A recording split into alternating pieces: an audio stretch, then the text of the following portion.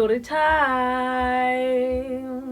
If you're Kalukun, come I'm Amila Jova. I do story times on TikTok and also here on YouTube. There's a story time. And if you're Tande Bona Apa, Ufunukuva is new story footage names, make sure you subscribe on this channel. Garayandela Munanzo as well when you're Tande story. Photo Funukuva is in so on the print in your foot. And also guys, these video colors are saying about the sound. So on this video it sounded right, everything right, because I want to happy. I want to make you guys happy. So yeah, let's get to the story. So okay guys, nasi story ndibhalelwe ngu-anonymous uthi mna ndingacebisa abantu uba bangawuthengi umzi ezilalini noba uthenge ezidolophini, because umzi osezilalini sewuownwa ngabantu abadala bakuloo mzi abangasekhoyo, futhi sewunezinto zakhona kuloo mzi lowo. Uthi buza kum experience mna nayo.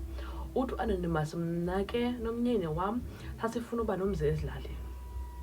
Uthi siqomba okay, sizawufika ezilalini sakhe, sawufuna loo ndawo then sakhe khona ukuze sikwazi uba nomzi ezilalini, because sinawo umzi apha edolophini nje.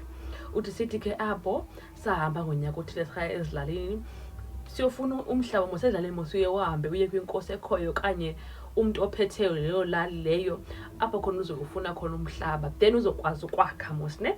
Uthi bahamba ke baya kwinkosi. Uthi safika kwinkosi acela umhlaba walo ndawo leyo. Uthi sasingaceli kwindawo esasihlala kuyo ngoba sasifuna uba kude nyana nefamily, sasifuna uba nomzi wethu kude nefamily, so saqala kwidolophu esasiyibona ekufutshane kunetawuni, ekufutshane kunendlela. Uthi hey, xa sifika ke enkosini, inkosi ayavuma nje, yathi umhlaba awukho apha elalini, umhlaba okhoyo ngamanxiwa abantu abalapha kule lali lena, awukho nje umhlaba wabantu abasuka kwenye ilali. Unfortunately ke zange bawufumana umhlaba ngolo hlobo. Uthi ke sahamba ke sidenele because le lali sasiyifunele le lali specifically because kaloku isecangwetha, sifuna uba secangwetha. Uthi hayi ke asayifumana ke inxiwa lokwakha kanjalo ke.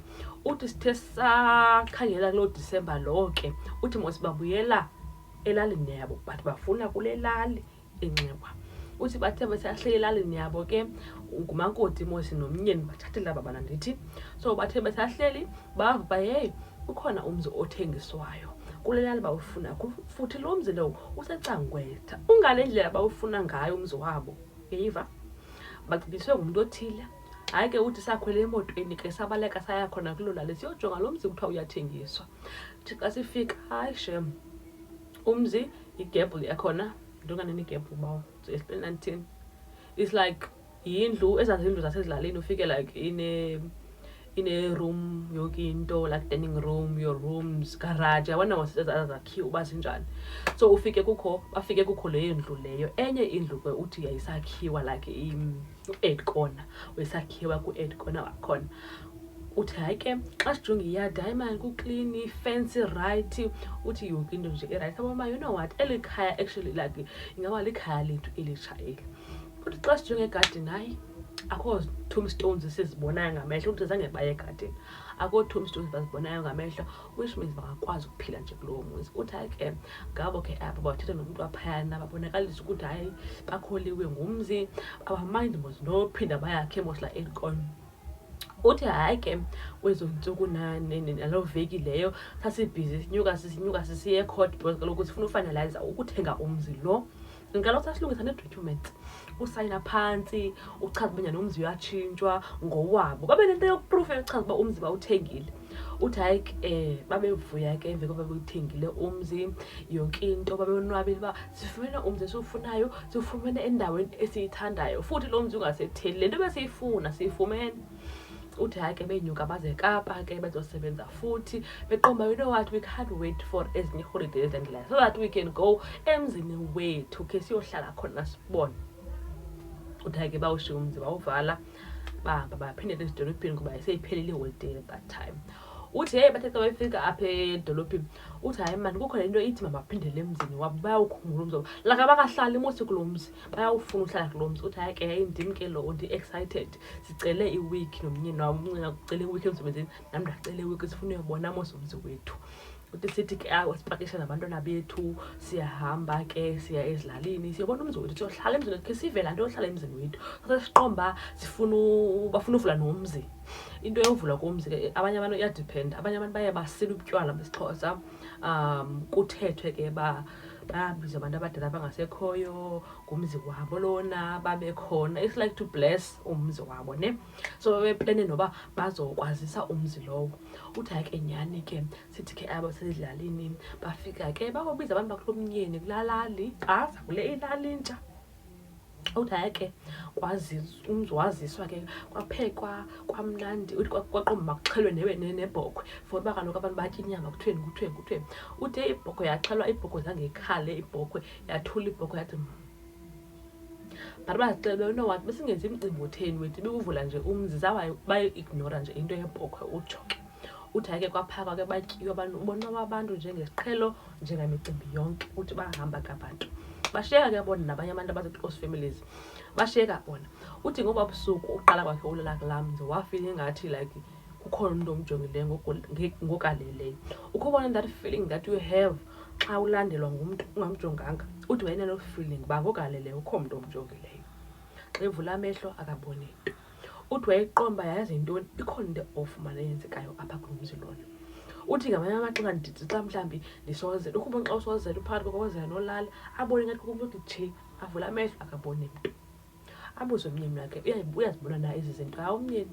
Uthi akaboni nto yonke into nje akayibona umyeni orayithi nje umyeni. Uthi ihambe intsukwana ke bagoduka abantu ushekele nomyeni nabantwana apha emzini. Uthi hayi mani wawukwazi phayana ubeke mhlawumbi into yakho phezu kwetafile xa ubuya iseko ikwenye indawo. Uthi uyengathi like akikazinela qombe mali muvele kwindawo nelight ngoba veka ngathi bekusele kuba mnyama. Uthi ke ngoku andinobeka ifayidukwe apha ndiyibone seyinyamalele ndibeke into ethile apha ndiyibone seyinyamalele which means like ikho nto ekhoyo. But aphinda acinge amandla nabantwana mandingablame into because ndidla nabantwana kungenzeka uba ngabantwana benza le nto. Uthi hayi ke ake guys uthi yaqhubeka le ndlu inezinto ezistrange and besebeqala nophupha kakubi ngoku. Uthi like besithi uba silele yena anonymous lo aphupha ingathi uhlamba abantwana bamdaka abancangathi aboyikekayo ingathi ayingobantwana but ngabantwana. Uthi sometimes emaphupheni uyabancancisa abantwana. Uthi kukuphupha amanzi amdaka kukuphupha number 2 ingathi uphethe. Uthi heyi uthi into ezimdaka beziphupha ngoba behlala kulaa ndlu akazazi.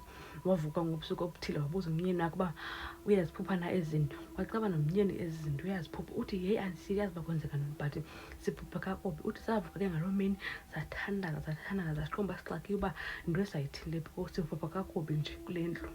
Uthi hayi ke nyhani ke wathi kubhetele ke balala ke. Uthi yathi yaphela iveki xa bezophindela futhi edolophini. Uthi akayazi mani kangathi kuthi kutshe umntu sometimes xezolala.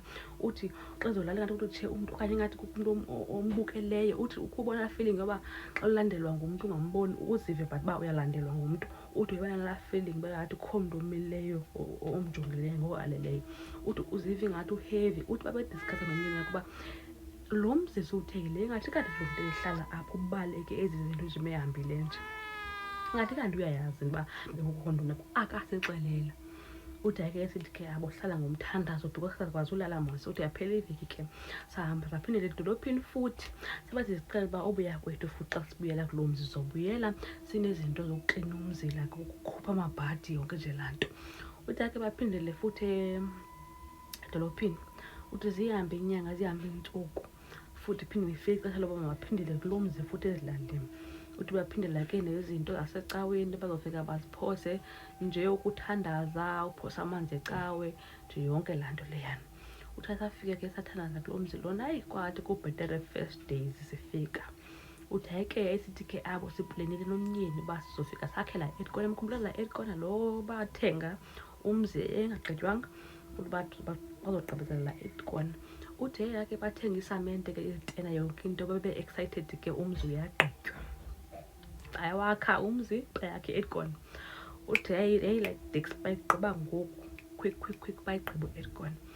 Uthi xa begqiba ugqiba kwagqitha nje 2 days ethi kwanetha. Uthi kwanetha ngalaa mini kwathi amahamba namvula wazi amahamba namvula la matye mancinci. Uthi kwathi amahamba namvula kwathi isichotho kwamnyama ukubona ezilaleni xa kunetha ufike kumnyama. Uthi kwamnyama nje uthi kwatsho umbane phezu kwalaa ndlu. Uthi akayazi banjani but indlu yadilika yam ehafini. Hayi ke guys, uthi hey, siyayiva le nto itshoyo ithi wohlohlohlohlo ngokututumayo kunethayo, but ayikhabacinga uba kuwa indlu. Uthi hayi ke kugqitha isichotho bahambi bokroba, xa befika indlu sehafini ewile indlu. Uthi hayi ke banewari nomnyeni kuba ngeke kwenzeke ntoni, kusekutheni ngoku sekuwe indlu kwenzeke ntoni nje kule ndlu. Uthi hayi ke bahlala uthi hayi ke bahlala bazixela uba into yendlu bawuphinde bayibone kwenzeke elo lishwa ke indlu bethwe ngumbane. Uthi hayi ke baxelele ifemeli yabo uba indlu bethwe ngumbane nani. Uthi hayi ke kwabakho lo tata usefemelini, uthi efuneka kuyoconsultiwe ngoba kaloku into yoba lo mzi kwenzeka izinto zenzekayo nje i-weird, and kaloku lo mzi bawuthengile besiphethe ntoni bona, bacinga uba lo mntu uthengisileyo ubaleka ntoni. Hayi ke bacaba ke ngoku abayikholela kakuhle le nto yalo malume ufuna kuhambe kuyiwe esangomeni, abayihoya nje. Uthi wathi izinto ziba wesi nje after xa singayihoyanga kanye, ngathi izinto ziba wesi. Uthi xa sikwazi ukuba kuthi xa kubekho ukutya ku-microwave kubuye ukutya ngathi kutyiwe, kubekho into engathi ityiwe ukutya. La xa befikayo babona uba ukutya kukhona amacephe angenileyo kokutya, babuzane baye butyiwe, ngoku umntu athi ayikhange utye ukutya. Uthi aqomba hayi bo, like sihlala neziporho apha uzitya ukutya kwethu okanye kwenzeka ntoni. Uthi sephupha kakubi phaa. Uthi ngamanye amaxesha sivuke ebusuku sithandaza sithini siyabona uba siyathotsharisheka apha. Uthi sathi ngenye iveki uba siyahamba siyolala kulo mnyeni ngoba xa selapho siphupha kakubi nje. Uthi sahamba xa sifika kulo mnyeni sayichaza situation ngoba kwenzeka ntoni kulaa mzi nani. Kwathiwa hayi soze niphindele phaa nodwa, nizawufela kulaa mzi nina, uyiwe nesangoma. Kuyoqonda uba yintoni esiyenze rongo mhlawumbi kube sisenza umcimbi okanye lo mntu ushiye into zakhe phaa. Hayi kwahanjwa nesangoma ke bahamba bonke nefemeli ke njalo. Kwafika ke nyhani esangoma sakhangela into ibilapha, sibhula amathambo sifuna uyazi uba yintoni engxaki. Sambuza isangoma umzi niwuthenge kubani, kuba lo mntu uthenge kulo mzi balubiza igama ke kubhulu. Kuthiwa nina lo mntu ebehlala apha ushiye izinto zakhe apha, uyazibaleka izinto zakhe ezibaleka nje, ufuna ukuba zihlale nani ngoba ezi zinto zawuvele ziqhele nina, sifuna uhlala nani kulo bantu nihlala kulo mzi shishwe apha. Nicinga uba umntu angathengisa umzi ezilalini nje? Nithe umzi onamangcwaba nina nenze njani? Uthi nje amanqumane sithi tshe izinto nje, bakhona abantu abaphaa egadini abangcwatyayo. Amphikiseke lo sisi athi hayi awekho amangcwaba kulo mzi, ndiyasho uba awekho amangcwaba ngoba sithenga lo mzi. Athi laa tata masihambe nithini egadini. Uthi bahambe. Xa befikayo nyhani awekho amangcwaba laa ne-tombstone, but kukho la mangcwaba akudala. Kukho la mangcwaba akudala ufike umntu egqonyelelwe nje ngomhlaba, phofu akhona nangoku umntu ongenamali e-tombstone kunyolele nje ngomhlaba, then kubekho mhlawumbi litye phaa kwintloko yomntu ebekiweyo nje. Afika babonile athi jonga lingcwaba eli, once into ibe nehilethe kubekho ilitye liphaa, lingcwaba lomntu eli qha akho tombstone. Bothuke ke kukho amangcwaba ayi-2 caba. Bothuke athi ndingathenga umzi onamangcwaba, benicinge ntoni nini? Hayi bathi bengayazi uba lo mzi onamangcwaba. Ayothuke ke le nto lokuthetha uba amangcwaba like uthi heyi babe nomsindo ke xa bazawufuna ke ngoba bafunele lo tata bebethenge kuye lo mzi. How come babenze so? Bafona uthi iringi okokuqala. Uthi xa befona okwesibini voicemail, xa sebebhlokiwe ke ngoku seyiqonda laa tata uba ziyashuba already mos naye ngoku uyayiqonda uba afowunele seshuba. Uthi angayibambi ke ifowuni ke baqomba bayambhalela utata imessage, hayi babhlokiwe. Bafuna imali yabo back kaloku, bafuna umzi awuthathe back, bafumana imali yabo back. Utata wabani naye udisappearishile, wavele wabhloka ndawo yonke. Abantu bomfumana phi laa tata indawo oqalayileyo. Uthi heyi waxaka umzi, asaba masimthini because siyafuna uwuthengisa lo mzi. Sawuthengisela bani lo mzi xa kutheni? Wonke umntu uyayazi apha elalini uba lo mzi ngoku unezi ziporho. Wonke umntu uyayazi apha elalini uba lo mzi uyaporha futhi awulandi xa uhlala kulaa mzi. Akakho umntu azothenga umzi onamangcwaba ezilalini. Uthi ke sahamba saphindela kulo mnyeni siyohlala khona, siyogqibezela khona uDisemba because asizukwazi uhlala kulaa mzi. Lo mzi uyaporhela, uneeporho kahle lo mntu ushiye iziporho zakhe phayana. Lo tata xa bobaleke iziporho zakhe. Uthi hayi ke asithi ke abo sihlala kulo mnyeni nabantwana because kaloku besesityelwa ukutya ziziporho, iziporho uba zisifihlele izinto, uba silahleka izinto sizibone izinto senziwa kwiindawo zifihliwe. Uthi izinto ezistrenji bezenzeka siphupha kakubi. Uthi heyi waxaka umzi siwuthengile esilalini. uthi sahlala kulo mnyeni xa kuphela iholiday yakhe ke umfazi nomnyeni, umfazi wakhe ufota umzi ka awuposte kwezi ndawo kuthengiswa kuzo izindlu. Uthi awuposte kumfazi umzi uthi bangene abantu bangene abantu ba-interested. Uthi naye akazowuchaza umzi indawo oqala unamangcwaba, naye wayefuna ususa ezandleni zakhe lo mzi uzawuthini, ufuna imali yakhe back naye. Uthi awuposte ke lo mzi, ekuposteka kuthi bangene abantu bafuna ukuthenga umzi. Uthi ke just before bahambe kwiveki yokugqibela before bahambe kuDisemba lo ke kuba khona ufuna uzobona umzi. Uthi ke awumlanda etown lo mama uhamba nabantwana bakhe nomnyeni wakhe azobabonisa umzi. Uthi ke bafika babona umzi bawuthanda, babuza le ndlu leyo, athi hayi mali le ndlu ibiseyindala, akayichazi uba indlu ibethwe lizulu athi hayi le ndlu ibiseyindala kuvele kwanetha yawa nje kwaye into iseyindala shem, but nantsi indlu esiyilungisileyo right nje. Uthi kwasasifake nefurniture, babeyishiya ifurniture. Uthi sasifake nefurniture ku-fully furnished, yonke into siyayishiya. Uthi hayi ke sichaza uba hayi yonke into siyayishiya nje. Babuze ke abantu abantu uthengisela ntoni umzi.